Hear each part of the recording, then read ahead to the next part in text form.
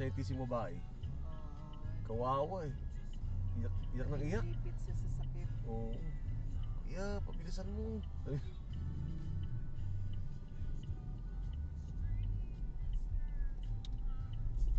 Oh, sira ulo yun. Ulo ko. Ba't siya pumasok na? Sininyas na pa. Go tayo. Tulala lang, Continue for nakaganon sa 1.5 babaw. kilometers. Ano, abnormal.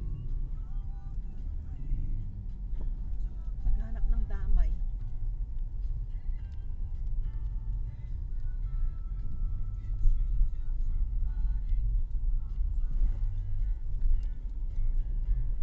Dapat hinuhuli yung mga ganyan eh. Dahil nakakariskarasya yung ganyan. Sigaw ng anak ko niyan pag ganyan. Tulala eh.